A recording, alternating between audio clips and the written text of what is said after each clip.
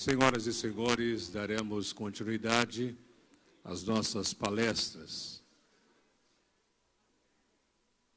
Ainda pedimos a fineza em manter os celulares no modo silencioso. Nosso próximo palestrante é diretor superintendente da Ubrabio, União Brasileira de Biodiesel e Bioquerosene. Possui graduação em agronomia pela Universidade Federal de Goiás. Atualmente é presidente do Conselho da Agência Brasileira de Meio Ambiente e Tecnologia da Informação. Participa diretamente da organização, mobilização, elaboração, supervisão, implementação e gerenciamento de diversos planos e programas, projetos, eventos de capacitação e difusão de tecnologia, ações de gestão ambiental, recursos hídricos, desenvolvimento sustentável, educação ambiental, criação de unidades de conservação e democratização da informação, promoção de pesquisa científica e estudos visando a conservação e preservação dos recursos naturais, desenvolvimento e implementação de consórcios de usuários de recursos hídricos e comitês de bacias hidrográficas. Senhoras e senhores, vamos receber com uma salva de palmas nosso palestrante, Donizete Tocaro.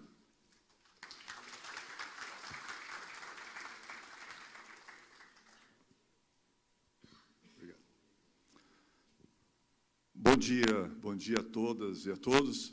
Quero cumprimentar e agradecer ao presidente do Sindenergia, doutor José Antônio Mesquita, que ele com sua equipe são responsáveis por nos convidar para que pudéssemos compartilhar com vocês essa manhã algumas informações aqui sobre bioenergia. Ao mesmo tempo que eu cumprimento, agradeço também ao senhor Marcelo e a Thaís pelo acolhimento que tivemos aqui na cidade de Cuiabá, a toda a equipe do Sindenergia. Quero cumprimentar e agradecer também a presença do Alexandre Goleno, que representa aqui o presidente do Sindicato de Biodiesel do Estado do Mato Grosso, Rodrigo Prosdóximo, que eu acho que foi ele o responsável por nos indicar aí para esta manhã de conversa aqui. Bom, e toda a equipe que está dando apoio aqui, a Gia, a Laís e todo o pessoal de apoio deste evento. Bom, nós viemos aqui para falar sobre fatores econômicos da bioenergia, né? E para que a gente pudesse tratar deste assunto, eu gostaria de mostrar para vocês o que nós vamos falar aqui. A gente vai fazer uma introdução, depois vamos falar de bioeconomia, bioenergia, biocombustíveis, vamos falar da política de biocombustíveis que está sendo implementada agora, o Renova Bio. Vamos falar de cadeias produtivas de biocombustível, biometano, etanol, bioquerosene, biodiesel, né? Vamos estudar um pouco a questão do Mato Grosso nesse aspecto e as conclusões. Então, rapidamente aí a gente vai discorrer isso. Espero que seja rapidamente para vocês também. A Ubrabio, a entidade que eu represento, ela tem associados produtores de biodiesel, e no caso aqui do Mato Grosso nós temos a Biopar e a Fiagril, que são associadas da Ubrabio. A Biofuga também tem atividades aqui no estado do Mato Grosso, são produtores de biodiesel. Produtores de insumos, o ponto não está funcionando? Aqui, tá. Então, vamos lá. Produtores de insumos, várias empresas, produtores de coprodutos, que é a Prisma, que faz a exportação de glicerina, consumidores, a Gol, por exemplo, que é um associado nosso, produtores de equipamentos, a Boeing, que é essa grande fabricante de aeronaves, né, também associada, e produtores de tecnologias, né? Então, nós temos um quadro amplo de participação. Nós somos plural na questão da organização da entidade. Por quê? Nós entendemos que a cadeia produtiva do setor deve estar totalmente inserida na busca de soluções para o desenvolvimento, no caso do biodiesel e bioquerosene, que é a meta e o trabalho da nossa entidade. A gente tem parcerias com a Rede Brasileira de Pesquisa em BioQAV, que é bioquerosene, com o CEBEDES, né, com o Below 50, que é um movimento mundial de redução de emissões, a Embrapa, e esses são nossos parceiros aí, também com a Besata, que dá apoio ao solo nos aeroportos do Brasil. Bom, bioenergia é a cara do Mato Grosso? Então, fica uma pergunta para vocês aqui, nessa manhã. O que é bioenergia e o que é a cara do Mato Grosso? Vamos tentar conversar com vocês sobre essa questão. Bom, o Brasil. Aqui já foi mostrado, né, a capacidade de fotossíntese que o Brasil tem, né? E o Brasil, pela grande usina de energia, que é o sol, né? Nós temos sol praticamente o ano todo no país, nós temos temperaturas agradáveis, regime pluviométrico, que já está bastante previsível, com a possibilidade de produzirmos até 3 safras por ano em determinadas regiões do país, terras férteis, né, com tecnologia já domesticada para a produção, e biodiversidade. Então, o que eu entendo ainda que nós não estamos assegurando ao nosso desenvolvimento? Que, apesar de termos tudo isso, né, não incorporamos a biodiversidade na atividade econômica. E eu vou mostrar para vocês um dado sobre isso mais na frente, né? Bom, bioeconomia. O que é bioeconomia? Bioeconomia nós temos aqui um conceito feito pela Comissão Europeia que diz muito claro o que significa bioeconomia, como uma produção sustentável de recursos biológicos renováveis. Então, toda atividade que tenha produção sustentável com recursos biológicos renováveis, em conversão de alimentos e diversos produtos, nós estamos tratando de bioeconomia. E aqui, uma das atividades para a produção desse modelo sustentável é a bioenergia, que nós vamos tratar na frente. Então, o que é biomassa renovável? E aí é preciso que a gente trate alguns conceitos aqui para a gente unificar o nosso método aqui de discussão. Qualquer material biológico que pode ser utilizado como matéria-prima, né? Bom, dando ênfase a essa questão, a gente pode dizer o seguinte, que nós temos que enfrentar todas essas crises mundiais que estamos vivendo hoje, né? Hoje nós estamos vivendo uma crise política, econômica muito séria, que é a questão dos combustíveis. Como enfrentar isso, né? Eu acho que uma das respostas nesse enfrentamento é a bioenergia. E para enfrentar a produção de alimentos também, nós temos que trabalhar com esse conceito da bioeconomia. Nós não podemos trabalhar pensando só na produção deste ano, do próximo ano, mas nós temos que ter uma leitura de longo prazo, nós temos que ter previsibilidade. A previsibilidade gera um incentivo maior de investimento, gera estabilidade, né, e gera também uma condição melhor econômica para todos nós. Nós não podemos trabalhar em cima de uma economia ou de um preço de um combustível que nós não sabemos qual que é o preço dele amanhã. Então, a gente tem que ter previsibilidade dos nossos negócios. E a indústria precisa dessa previsibilidade para ter atratividade. Nós não podemos trabalharmos sem a previsibilidade para investirmos numa indústria que custa 200 milhões, 300 milhões, 500 milhões, e assim por diante. Pior ainda, e se nós investirmos numa indústria dessa, e amanhã essa situação se inverter? Então, a previsibilidade é fundamental para assegurar o sucesso dos nossos negócios. E a bioeconomia, ela possibilita isso, em função do quê?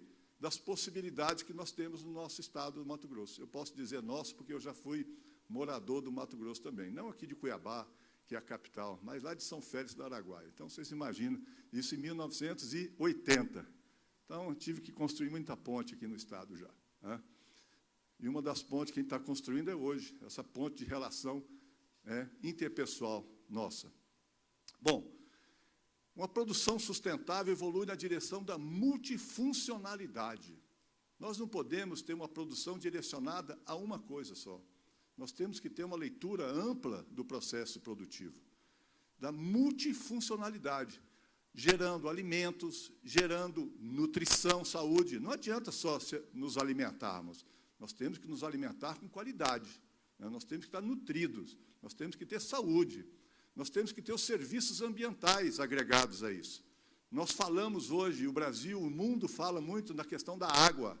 Como é que nós podemos pensar no cultivo sem pensarmos na água? Como é que pode um banco financiar um produtor, construir um pivô, instalar um pivô na sua propriedade, se não foi feito naquela propriedade uma análise de risco sobre a água daqui 5 anos, daqui 10 anos? E nós fazemos isso hoje, diariamente. Quantos produtores financiaram pivô sem análise de risco e quebraram por conta da falta desse comportamento dos serviços ambientais que nós temos que ter. Nós temos que ter essa análise, né? A produção de biomassa, e aqui entra um ponto que é importante para todos nós aqui, falando de bioenergia, né? Biomateriais, química verde, a gente tem que fazer uma análise da substituição, e aqui eu vejo muitos estudantes, professores, nós temos que fazer uma análise do que nós podemos produzir para substituir os produtos fósseis, o plástico verde, né? A química fina, que gera uma série de outros subprodutos, desde cosméticos, se bem que as meninas aqui do Mato Grosso, as moças, né, não precisam usar muito cosmético aqui, são todas muito bonitas, mas quem usa, né, então tem vários produtos à base de produtos fósseis, mas nós podemos substituir por produtos gerados com a nossa bioeconomia. A inclusão e qualidade de vida no meio rural. Ora, se nós estamos tratando aqui de bioeconomia, nós temos que ter uma análise do ambiente. Não dá para a gente pensar em desenvolvimento econômico sem que a gente tenha qualidade de vida, não só na cidade, mas no meio rural também. O produtor rural tem que estar assegurado uma qualidade de vida digna, que ele tenha que ter recursos para que ele possa conquistar os espaços que nós queremos. Quem é da cidade quer ter o último modelo do telefone, quem quer ter internet, acesso rápido. Por que o produtor rural não pode também? Nós temos que buscar isso, porque já é uma necessidade, não só do bem-estar, mas a necessidade da produção, da produtividade desses produtores. E outra questão aqui, a bioeconomia, ela está associada à questão cultural, à tradição e ao turismo. Qual o principal turismo do estado do Mato Grosso?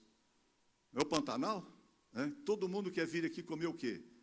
Peixe, não é isso, Zé Antônio? Então, isso é cultural, é o turismo, é o desenvolvimento sustentável que tem que estar assegurado a isso. Para que a gente possa produzir isso com qualidade, nós temos que buscar também os valores da nossa tradição, né? E a nossa tradição está na mojica que a gente come aqui, com qualidade. E isso tudo é importante de ter assegurado, nessa roda que nós falamos de bioeconomia, esses valores estabelecidos.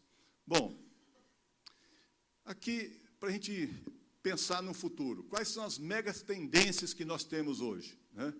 Biotecnologia, né? Hoje, nós temos a possibilidade de buscar organismos genéticos com modificação, mas com qualidade e com segurança. Nós podemos buscar outras possibilidades, por exemplo, a produção de algas no Brasil. Quantos milhares de cepas de algas nós temos no Brasil? E quem que produz alga no Brasil? Pouquíssimas pessoas produzem, porque a gente não dominou essa biotecnologia ainda como a gente deveria de incorporar. Quantos produtos nativos nós temos no nosso cerrado e nosso bioma amazônico que nós não dominamos ainda? São centenas. Nós temos mais de 12 mil espécies de plantas nativas no Cerrado e 40 mil espécies na Amazônia. Quantas dessas plantas estão incorporadas no nosso dia a dia, na nossa tecnologia, na nossa biotecnologia? A nanotecnologia é outra barreira que nós estamos enfrentando agora e precisamos de discutir e implementar isso, porque tem muitas soluções que podem vir da nanotecnologia.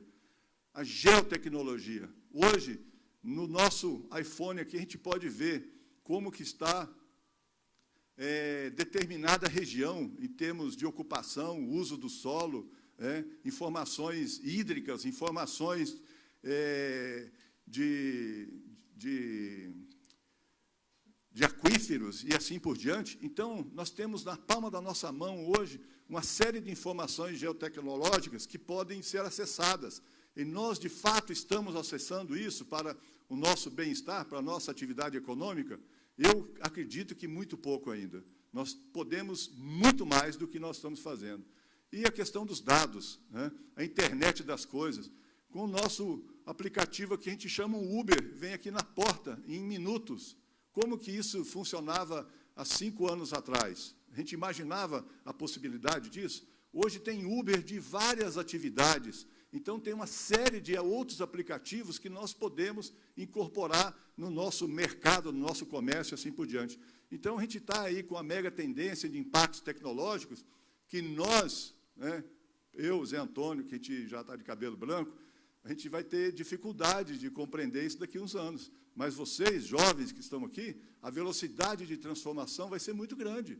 E nós vamos ter que nos adaptar a isso também. Bom, aqui tem os ODS, são os Objetivos de Desenvolvimento Sustentável que as Nações Unidas estabeleceu, os 17 objetivos. É importante que cada um de nós participemos, pelo menos, com um compromisso não de futuro, mas de presente. A gente observar isso. Será que a gente está fazendo o que foi estabelecido pela ONU para até 2030? E se nós pegarmos aleatoriamente aqui, por exemplo, indústria, 9 lá, indústria, inovação e infraestrutura, redução das desigualdades, como que está isso no nosso negócio? Como que está isso no nosso compromisso de cidadão? Eu acho que a gente tem que dar uma olhada nisso e perceber esses valores estão associados ao nosso trabalho, ao nosso comportamento. Então, fica aqui uma dica para vocês. Eu quero dizer que essa nossa palestra está totalmente à disposição, viu, Zé Antônio? Pode publicar onde vocês quiserem, não tem problema nenhum, deixar à disposição, fazer o que tiver que fazer. E quando alguém for falar sobre isso, depois fale que o Brabil que ofereceu para vocês.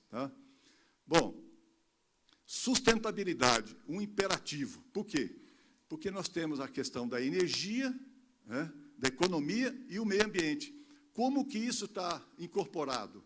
Será que nós estamos respeitando alguns princípios da natureza para o desenvolvimento do nosso mercado? Será que isso tem uma corresponsabilidade? Não pode ser visto como conceitos antagônicos. Eles são complementares. É preciso ter essa leitura. Complementariedade, integração das ações. Tudo que a gente faz tem uma repercussão. E essa repercussão a gente vai sentir no bolso. Toda hora que eu passo aqui, pula 2. Então, tem que... A questão da sustentabilidade e bioeconomia. Ou a gente vai adotar essa economia linear, gerando resíduos no final, ou a gente vai adotar uma economia circular, transformando tudo num novo produto. Vou dar 2 exemplos para vocês aqui. Latinhas de alumínio. O Brasil recicla 98,5% das latinhas de alumínio. O povo bebe muito, mas recupera muito. Óleo de fritura. Sabe quanto que a gente recupera de óleo de fritura, que a gente joga no esgoto, que entope as vias públicas, que causam danos ao meio ambiente, que polui as águas? E nós continuamos jogando ainda no ralo 1,5%. De toda a gordura residual produzida na nossa casa, a gente aproveita somente 1,5%. Exatamente o contrário das latas de alumínio. E o que é um óleo residual? É energia pura. Vou mostrar para vocês isso. Então, nós temos que pensar nessa economia circular, reaproveitando os materiais. Assim, eu não vou causar impacto nenhum para vocês, porque toda hora eu mostro a próxima já. Bom, o futuro é bio. O que o futuro é bio? A gente tem biomassa, óleos, açúcares, glicose, amido, todos esses produtos. Por outro lado, nós temos os bioprodutos. Qual que é o mais difícil de produzir? Os de química fina. Depois, bioplásticos, químicos, solvente e bioenergia. É o mais fácil de ser produzido. Por que é mais fácil de ser produzido? Porque o processo industrial já está totalmente dominado, né? Nós temos várias indústrias já produzindo no país e a gente tem essa tecnologia ao alcance dos empresários e ao alcance da sociedade pelo uso, né? Quando a gente fala de bioenergia aqui, a gente está falando de biocombustíveis, biogás e calor também, tá? Vamos lá. O que é bioenergia? É um tipo de energia obtida a partir da nossa biomassa aqui. Então, nós temos diversos produtos de biomassa. Nós vamos vê-los aqui. Bioenergia é a primeira fonte renovável da matriz energética brasileira. Então, ó, a bioenergia, né, ela, em quantidade aqui, toneladas equivalentes aqui, ó, a bioenergia é a primeira, depois vem hidroeletricidade, depois gás natural e assim por diante. Aqui, do ponto de vista de energia renovável. Então, nós já estamos falando de um produto que está já no mercado, né? Que trajetória nós podemos construir para isso? Intensificar a produção de forma sustentável, né? E agregar valor. Vejamos no estado do Mato Grosso. Nós produzimos aqui um petróleo verde, que ele é exportado em grão, né? A soja é produzido no estado do Mato Grosso, né? O trator que está alimentando a produção de soja, ele está sendo nutrido com um diesel fóssil que vem dos Estados Unidos, vem lá da Ásia, vem da Arábia, vem de continentes longínquos aqui, né? Será que está correto essa análise econômica da nossa atividade, né? Então, nós temos que agregar valor. E quando a gente esmaga a soja aqui no Mato Grosso, a gente produz o quê? Farelo, 80%, praticamente. Eu não vou entrar aqui em detalhes se é 81,5%, mas 80%, né? E aproximadamente 20% de óleo. Esse 20% de óleo pode virar biodiesel. O 80%, que é importante, e nós vamos demonstrar isso na cadeia produtiva. Então, nós estamos agregando valor com o que nós produzimos aqui no Estado, né? E aí vem uma política importante para nós pensarmos aqui no futuro. O RenovaBio. RenovaBio foi uma lei que o deputado Evandro Guzzi apresentou no final do ano passado, em outubro do ano passado, em novembro já foi aprovado, já foi sancionado em dezembro, e nós estamos com a possibilidade de entrar em vigor a partir de dezembro de 2019. Né? O que é essa política? Ela reconhece o valor do biocombustível, não só como valor de combustível, mas também das externalidades, principalmente da externalidade de redução de emissões, né? Tem pessoas que não acreditam que o aquecimento global está acontecendo, mas o Brasil fez um compromisso, na COP21, de reduzir as emissões baseado no ano de 2005, né, para, em 2030, em 43%. Então, nós temos que perseguir essa meta. É um compromisso que o Brasil assumiu, o Congresso aprovou. E o biocombustível, ele tem uma capacidade de reduzir essas emissões, né? Aqui é lei. Então, essa lei do RenovaBio, ela diz o seguinte, que é para contribuir para o atendimento dos compromissos no âmbito do Acordo de Paris, contribuir com a adequada relação de eficiência energética. Nós não estamos falando só de redução de emissões, nós estamos falando de eficiência energética, né? Quanto que cada quantidade de combustível ou de biocombustível gera de energia. E isso é importante a gente analisar, porque isso tem valor econômico estabelecido. Não é conversa, é valor econômico. Nós temos que trabalhar com a unidade de energia produzida por cada combustível, né? Promover a adequada expansão da produção de uso de biocombustível na matriz energética, com ênfase na regularidade do abastecimento. O que é mais regular a gente abastecer aqui o combustível? Com as indústrias do estado do Mato Grosso ou com um sheik árabe que se solta uma bomba lá, no outro dia ele dobra o preço do diesel? Então, nós temos que pensar naquilo que nós falamos, no quê? Na previsibilidade. O que tem maior estabilidade? A nossa produção local ou uma produção que a gente importa milhares de quilômetros daqui? e assim por diante. Então, é importante que vocês leiam essa lei, a RenovaBio, e compreendam a importância dela para o Brasil. Mas eu vou explicar rapidamente aqui o que é a RenovaBio.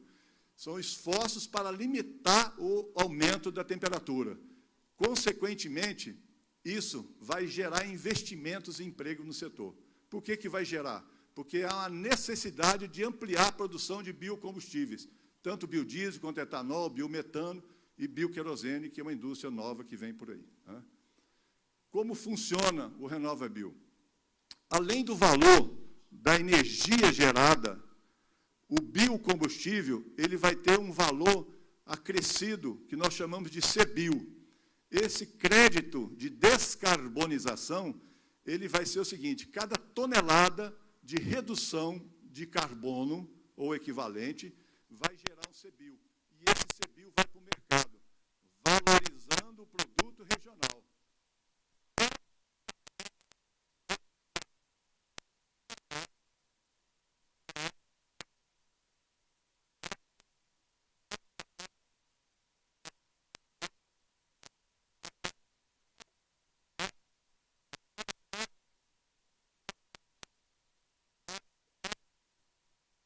O diesel e as outras que vão surgir aqui, ligados ao mercado de créditos de descarbonização, que é o CBIO, que nós, o Estado do Mato Grosso, vai ser um dos maiores emissores disso.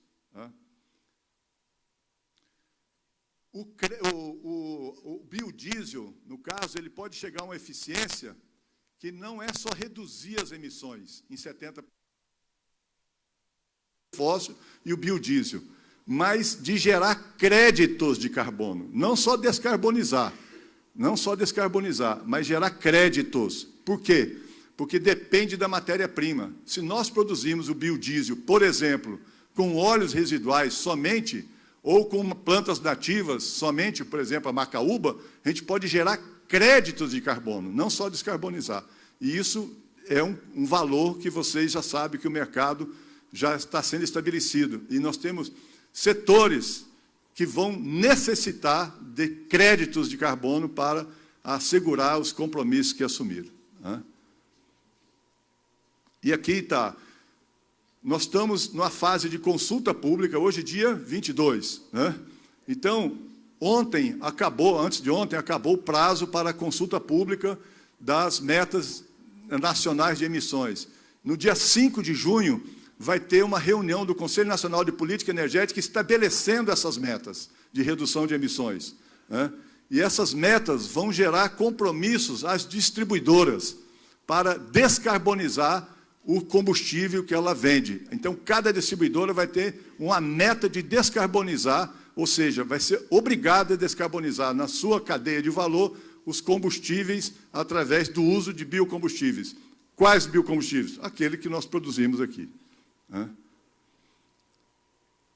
Então, a gente está numa aceleração muito grande para poder chegar em dezembro de 2019 com o início da cobrança dessas metas compulsórias que vão ser aplicadas às distribuidoras.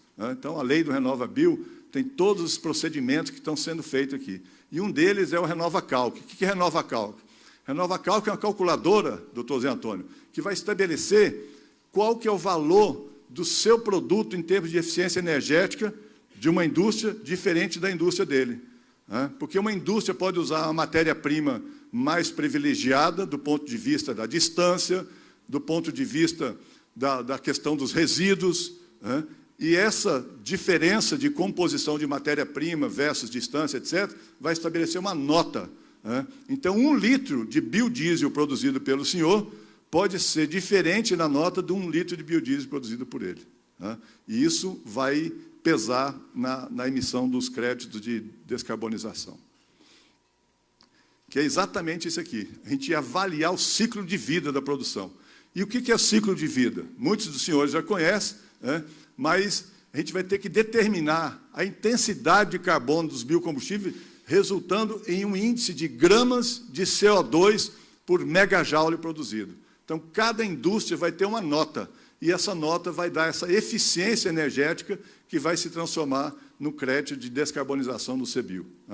E como que a gente faz a análise de ciclo de vida? né? Já temos aqui o conceito estabelecido. É uma técnica de gestão ambiental que envolve a compilação e avaliação das entradas e saídas dos impactos ambientais. Então, tudo que você gera de energia, mas tudo que você gasta de energia para produzir aquele determinado valor de combustível, né? E isso está totalmente já padronizado pelas normas ISO, aí, para quem quiser estudar um pouco mais. Atenção, estudantes, profissionais de agronomia, profissionais de engenharia florestal, biologia. Se aperfeiçoem nisso aqui, ó. Isso aqui vai ter necessidade aqui no Mato Grosso. Necessidade. Né? Então, a análise de ciclo de vida, no caso do RenovaBio, ele vai analisar desde a lavoura, né, a quantidade de insumos utilizados na lavoura, até a roda do caminhão. Então, quanto de energia que é disponibilizado para cada uma dessas tipos de biocombustíveis que vão ser produzidos. A comparação do etanol com o biodiesel, a comparação do biodiesel com o biometano e assim por diante. Né? A meta que está na consulta pública é reduzirmos em 10%. Se a gente pegar esse número aqui, 73,5, o quê? Gramas de CO2 por megajoule, que é o índice de carbonização. Para 2028, a gente vai ter que chegar em 66. Essa é a meta. Isso é compatível com o uso obrigatório de biodiesel em 15% em 2028. Hoje a mistura é de quanto? Do biodiesel aqui no estado? Quem sabe? 10% a partir de março. Então, vejam nós abastecemos nossos carros, caminhonetes, no posto, e a gente não está ligado naquilo que a gente está consumindo. É preciso ter um questionamento maior do que produto que nós utilizamos. Então, nós vamos poder chegar em 2028 com 15%, que significa um aumento de quanto? De 50%, no mínimo, da produção de biodiesel que nós temos aqui no estado do Mato Grosso, que eu vou mostrar os números para vocês. E o RenovaBio promove eficiência. Nós temos aqui já algumas indústrias produzindo equipamentos que vão medir o teor de óleo na semente e no fruto. Alexandre, você imagina você meter um equipamento lá e falar assim, essa soja aqui tem um teor de óleo de 19,5%. Eu te pago um preço. Não, esse teor de óleo aqui é de 19%. Então, o que significa isso para a atividade econômica que ela está sendo adquirida? Então, é extremamente importante essas tecnologias que estão surgindo. Conclusão, o RenovaBio poderá incentivar o uso de matéria-prima com menor pegada de carbono.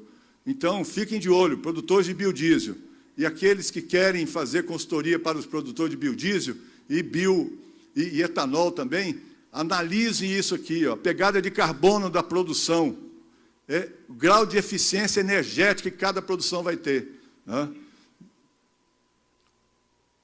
Bom, a cadeia do biogás. Né?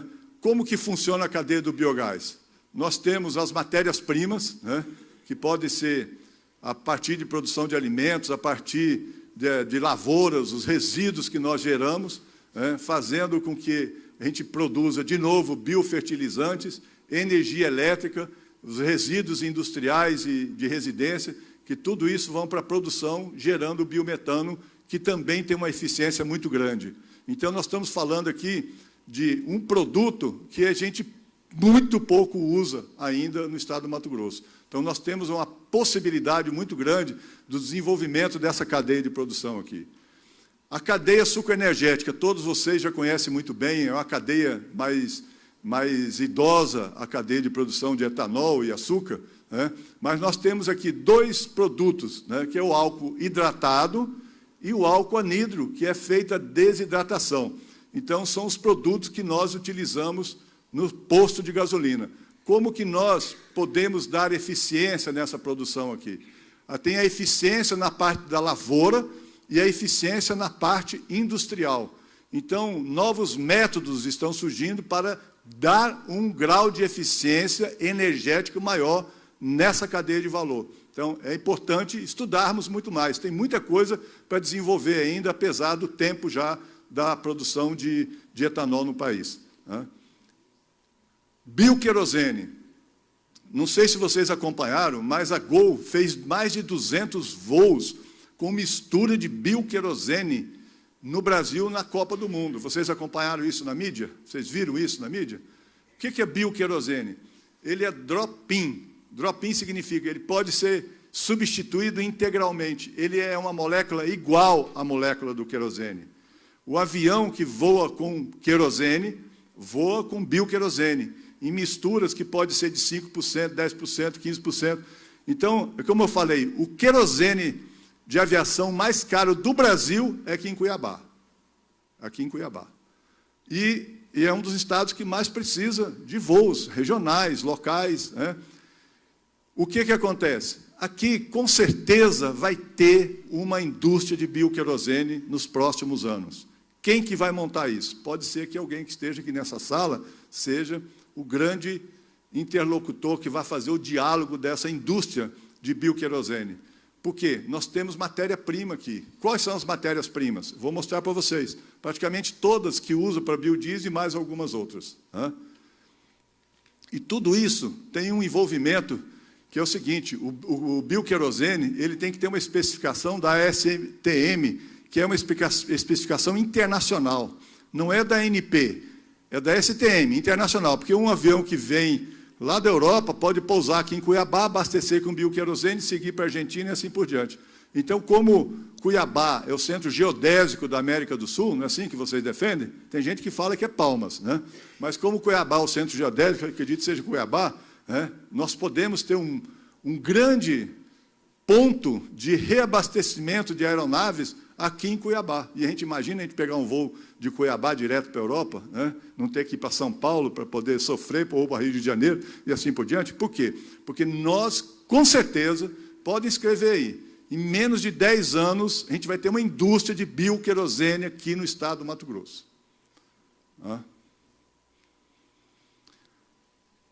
Bom, e além disso é o seguinte, veja aqui, a partir de 2020, as indústrias de aviação internacional, as empresas fizeram um acordo que todo crescimento da indústria de aviação, ela tem que ser neutralizada as emissões. Como que pode neutralizar? Dois movimentos. Um, dando mais eficiência à equipe, à aeronave, e outro é substituindo o combustível. Qual combustível pode ser substituído? O bioquerosene. Então, vai ter uma necessidade de criar produção de indústria de bioquerosene. Se vocês olharem no site da ICAO, aparece lá um monte de aviãozinho já voando com bioquerosene, da Europa para os Estados Unidos, até para a Austrália, mas nada aqui no Brasil. Por quê? Porque a gente não produz. Não temos nenhuma indústria ainda produzindo bioquerosene aqui no Brasil. Essa aqui é a Rede Brasileira de Bioquerosene, que foi constituída, e bem ali na ponta direita está aqui o Pedro Granja, que é da Fiagril, que é uma indústria do estado do Mato Grosso, aqui, que é também parte do sindicato que o Alexandre está representando. Então, são vários pesquisadores, aqui é o chefe da Embrapa, Agroenergia, assim por diante. Então, nós já estamos trabalhando para desenvolvimento dessa cadeia. Se tiver algum professor, pesquisador aqui, que tem interesse, por favor, procure a Rede Brasileira de Bioquerosene para se inteirar dessa proposta que está sendo desenvolvida aí. As linhas de pesquisa são desde matéria-prima, rota tecnológica, controle de qualidade, estruturação de refinaria, análise de ciclo de vida. Então, tem diversos campos. Fala assim, eu vou produzir bioquerosene, eu não sei nada de indústria de bioquerosene. Mas sabe de análise de ciclo de vida, sabe de uma coisa e de outra, que tudo vai estar associado a isso. E, além disso, nós temos um outro campo, que vão ser as biorefinarias, ou seja, indústrias que vão produzir, além de bioquerosene, vão produzir biodiesel e vão produzir produtos da química fina associados. O estado do Mato Grosso pode muito bem comportar uma indústria dessa, indústria de aproximadamente aí 600 milhões de dólares. Então, imagine um investimento desse. É um investimento que nós temos matéria-prima no estado. Nós temos matéria-prima, nós temos gente, nós temos a possibilidade de ter uma biorefinaria dessa instalada aqui no estado do Mato Grosso. Bom, agora vamos falar de biodiesel. O que pode ser o biodiesel? No meu entendimento, o biodiesel é o melhor combustível do Brasil. Por quê? Porque ele está pronto, ele está aí na indústria, a indústria está parada para produzir biodiesel, os caminhões, os ônibus, os tratores estão prontos para usar o biodiesel, e nós não estamos utilizando como a gente deveria de utilizar. E vou mostrar aqui.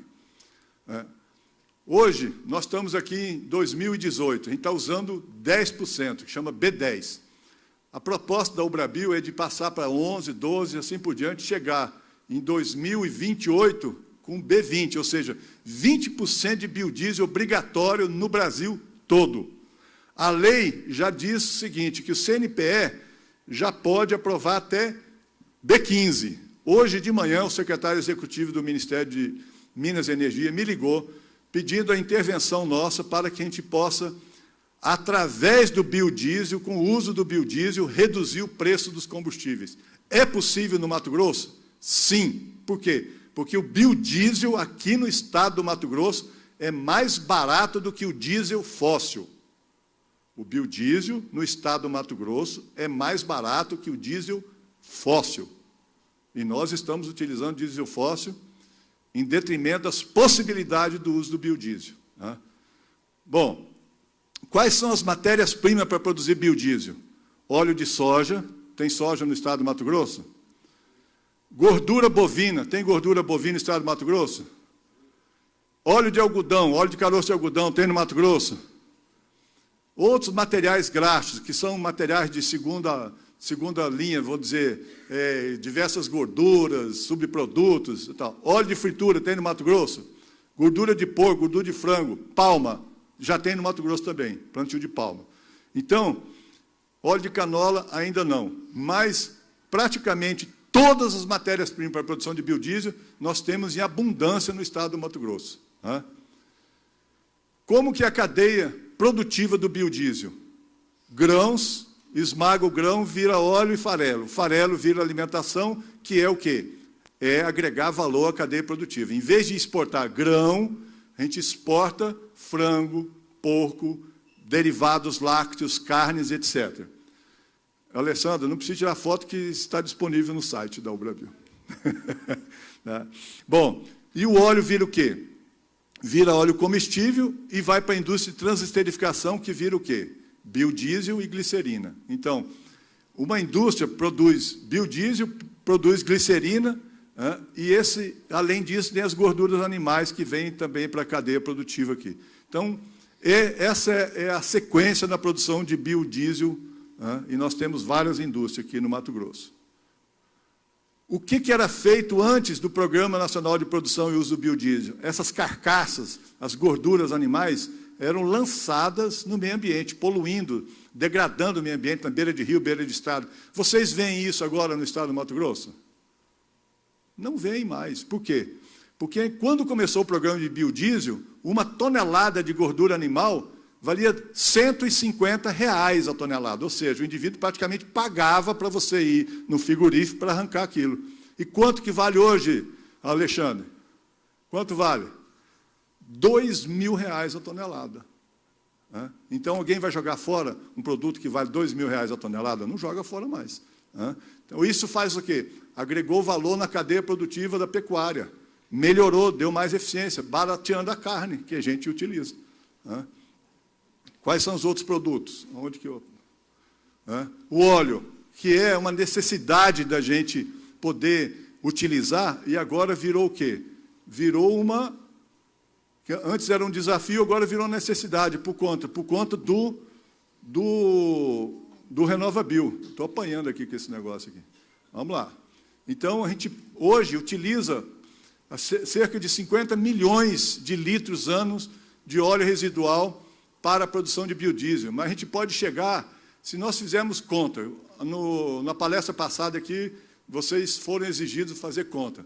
Eu quero que vocês façam as contas mesmo, mas fazendo a conta com os efeitos econômicos, sociais e ambientais de cada atividade.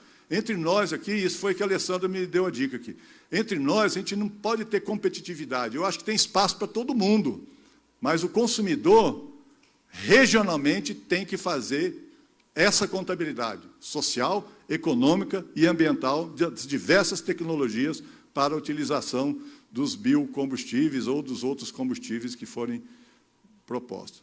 Vejam aqui, que eu falei para vocês que a nossa diversidade não está, a biodiversidade não está agregada. cerca de 80% da economia nacional, ela está em soja, milho e cana. Será que nós não temos competência para diversificar isso mais? Imaginem, senhoras e senhores, se a gente tiver um desastre, aí, por acaso, aí, com uma praga na soja, o que vai representar isso para a atividade econômica do Estado do Mato Grosso? Então, nós temos a obrigação de pensar na diversificação, na utilização de outros produtos. A gente não pode ficar dependendo única e exclusivamente de 2 ou 3 produtos para a produção da nossa economia regional. Para frente. Aqui, ó. Esse slide, a Embrapa mostrou aqui já tem uns 5 anos. Curto prazo, soja, gordura animal e óleo de fritura. Médio prazo, amendoim, algodão, canola, mamona, girassol e macaúba. Vocês viram na pizza que eu mostrei agora há pouco. É insignificante esses outros produtos. E depois, médio prazo, o babaçu, macaúba e pinhão manso. A gente tem que estabelecer quando que nós vamos ter outros produtos para a produção de biocombustíveis. Nós não temos essa data prevista ainda. A gente tem que investir mais em tecnologia, em pesquisa e desenvolvimento, para que a gente possa diversificar essa matriz. Aqui são algumas nativas que nós temos. A macaúba, que pega toda essa região aqui, o tucumã, aqui no norte do Mato Grosso, quem é da região. A macaúba ela pode produzir até 6.000 quilos de óleo por hectare. A soja produz quantos? 600 quilos de óleo por hectare, mais o farelo. A macaúba também dá outros produtos que podem ser utilizados na alimentação, em ração animal e assim por diante. Então, nós temos que trabalhar mais. Hoje tem, no estado de Minas Gerais, diversos produtores, analisem isso, produtores rurais, diversos produtores plantando centenas de milhares de hectares já de macaúba. Procurem saber sobre isso. Biodiesel e bioquerosene, matérias-primas, soja, algodão, amendoim, camelina, pinhão manso, canola, girassol, gorduras animais, óleo de fritura, palma, macaúba, buriti, najá, tucumã e algas. Produz bioquerosene, além disso, cana-de-açúcar, butanol, licor negro, resíduos sólidos urbanos. Então, nós temos uma possibilidade, um leque de produção de bioquerosene fantástica, que são todos esses produtos aqui. E de biodiesel, esses produtos já na cadeia produtiva. Aqui, um comparativo entre a emissão de biodiesel produzido no Mato Grosso e no Mato Grosso do Sul, colocado em Paulínia, São Paulo. Eles reduzem o quê? 70% das emissões comparado com diesel fóssil. Nos Estados Unidos, essa redução chega a 85%. Por quê? Porque nós temos uma situação grave nos Estados Unidos, que é o benefício deles. Eles usam muita gordura, muita fritura. Lá, enquanto que a gente usa aqui menos de 1% na produção de biodiesel com óleo residual, lá eles chegam a produzir 16% do biodiesel com óleos residuais. Então, veja a importância disso em termos de redução de emissões. Aqui nós estamos utilizando o B10, ou seja, comparando com o diesel fóssil, a gente está reduzindo em 7,3% as emissões. Nós podemos chegar facilmente ao B20, ou seja, reduzir 15% das emissões imediatamente. Depende de alguma legislação nova? Não. Depende de alguma resolução nova da ANP ou do Conselho Nacional de Política Energética? Não. Depende de alguma ação política, fala assim, não, agora vamos ter que criar um novo mecanismo. Não. Depende do quê? Depende de conhecimento da sociedade. A sociedade não sabe o produto que tem na nossa região. E não sabe a importância que tem de reduzir as emissões. Além, fala assim, não, eu sou muito cético com essa questão de mudança climática. Então, vamos pensar na qualidade de vida. Não vamos pensar nos efeitos indiretos, que é mudança climática. Vamos pensar no efeito direto, local. A emissão, tem alguém da Secretaria de Meio Ambiente de Cuiabá aqui, ou da Secretaria de Estado de Meio Ambiente? Como que está a qualidade? Tem gente? Não, então, estão com medo de falar. Quem é o responsável pela qualidade ambiental. Está aqui? Está aqui. Então, vamos lá. Como é que está a qualidade do ar aqui de Cuiabá? Como é que está a qualidade?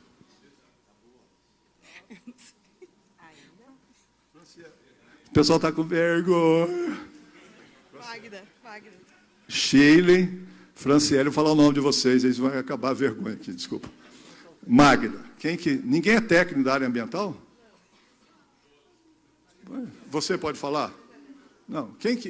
Gente, eu estou fazendo a pergunta aqui. Como está a qualidade do ar da cidade de Cuiabá? Hã? Eu acho que não tem medição. Como é que é? Existe monitoramento. Não existe? Existe, mas não é divulgado, né? Não fica na mídia. Mas na época da seca, né? Quando fica clima de deserto. Então, tem muito material particulado. Muito. O que é material particulado? Provoca doenças pulmonares. Quem que sofre mais? Pessoas mais idosas, bem mais que nós dois, Antônio. Os mais idosos, as crianças e as pessoas que ficam dentro dos ônibus ou no trânsito, que são o quê?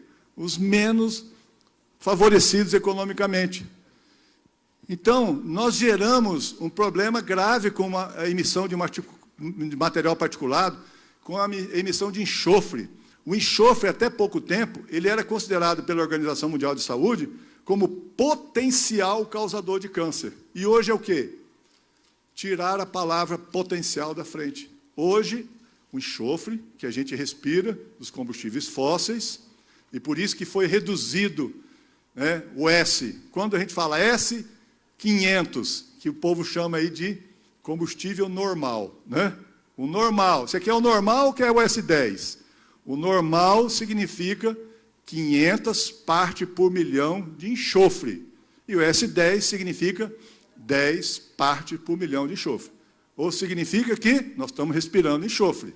E o enxofre transforma em ácido sulfúrico que causa danos irreparáveis ao nosso corpo. Então, eu não vou falar de mudança... O tempo está esgotado. Eu não vou falar de mudança climática, mas vou falar de qualidade de vida, viu, Zé Antônio? Rapidamente aqui, você dá mais uns minutinhos? Então, vamos lá. Isso. Não, mas rápido, eu vou passar aqui, que tenho que passar o Mato Grosso aqui. Tá? Bom, externalidades positivas, efeitos ambientais, econômicos e sociais. Nós temos que ler isso aqui e verificar se isso é verdade ou a gente está conversando fiado aqui. Não acreditem em mim, acreditem em vocês. Mas façam pesquisa sobre isso. Tá? Garantia de B20, B30 ou mais. Vocês conhecem a Volvo, a Mercedes, a Iveco, a Scania? São empresas que dão já garantia de usar 20% de biodiesel no diesel. A Valtra, por exemplo, quem tem trator Valtra aí? Tem o selo lá, garantia de B100 no trator Valtra. Tá? Não é isso? Quem já viu isso? O pessoal não está gostando de mim aqui, não. Já viu? Ah lá, obrigado, hein? Não está lá a garantia? Então, beleza. Aqui, ó. Um trator de 50 cavalos equivale, usando B20 ou B30, ao plantio de 57 árvores por trator por ano de redução de emissões. A resolução do CNPE já dá essa possibilidade de usar 30%, né, no uso agrícola e 20% em frotas cativas, em transporte coletivo. O que a gente já economizou de biodiesel é o equivalente ao plantio do estado do Alagoas de árvores, desde o começo do programa. Mato Grosso, rapidamente aqui. O Mato Grosso, ele tem aqui 2% da frota de caminhão do Brasil e tem 2,5% agora em 2016. 2% praticamente da frota de ônibus. Então, isso significa a possibilidade de uso representativo. Soja e milho no Mato Grosso. Vocês sabem melhor do que eu quanto que o Mato Grosso produz. Cerca de 30%. Bovino, também o maior produtor de bovino, e já está segundo de suíno, já? É o segundo no Mato Grosso, não é? O que significa isso? Nós temos já 12 usinas de etanol aqui no Mato Grosso, com a capacidade autorizada de anidro de 2,6 bilhões de litros e de hidratado de 3,3 bilhões de litros. Biodiesel, nós temos 16 plantas aqui no estado do Mato Grosso, 16 unidades industriais já, que têm a capacidade de produzir 30% de todo o biodiesel praticamente do Brasil. Aonde que está a soja, que é o grande produtor do biodiesel? A soja está nessas manchas rosas aqui, ó. Então tem a soja aqui no Mato Piba, no oeste da Bahia, sul de Goiás, Mato Grosso. E aonde estão as indústrias de biodiesel? As indústrias de biodiesel estão onde a soja estão. Aqui, ó, aqui é em 2030. Vejam quantas indústrias nós vamos ter de biodiesel no estado do Mato Grosso, além das indústrias de etanol de milho que estão em crescimento no estado do Mato Grosso. Isso é bioenergia. Vejam, esse aqui é um dado importante que o Marcelo estava me perguntando aqui. Quanto que o Mato Grosso consome de gasolina C, de diesel B? Ora, se o Mato Grosso consome 2,7 bilhões de litros de diesel B, ele consome 10% de biodiesel. Só que a produção de biodiesel aqui em 2017, foi 914 milhões de litros. Ou seja, o estado do Mato Grosso está exportando biodiesel e tem uma capacidade de produzir 1,6 bilhões de litros, enquanto que nós estamos importando diesel fóssil. Quanto de diesel fóssil que o estado importa? Está fácil a conta aqui, 2.700 menos 271, aproximadamente 2 bilhões e 400 milhões de litros de diesel fóssil o estado do Mato Grosso importa, enquanto que a gente poderia estar produzindo mais 1,6 bilhões de litros de biodiesel. Bioenergia é ou não é a cara do Mato Grosso? Aí vocês têm que responder isso. Bom, aqui o que representa a meta do RenovaBio, de nós chegarmos em 2030 com a produção de biodiesel, aqui, ó, biodiesel, vai passar de 5,7 bilhões que a gente está produzindo em 2017, 2018, vai para 12 bilhões de litros aproximadamente. Ou seja, a gente vai dobrar a produção de biodiesel, no mínimo, no país, nos próximos 10 anos. E 10 anos, ó, passa rapidinho. Bom, o que falta? A gente conversar mais, a gente dialogar e dizer quais são os produtos da nossa região. O biodiesel, o etanol, podem e devem ser chamados de combustível do Mato Grosso. Mato Grosso já tem o combustível. Qual que é? É o biodiesel e o etanol. É o nosso pré-sal verde que nós temos aqui no estado do Mato Grosso. Quem quiser saber mais sobre o Brabio, entrar no site, recebe diariamente um clipping de notícias, basta vocês entrarem lá na... Está desmontando aqui. Basta vocês entrarem no site e pedir para se cadastrar e vocês vão receber gratuitamente, todo dia, o clipe de notícias sobre biocombustíveis. Muito obrigado pela atenção, desculpe o prazo aí.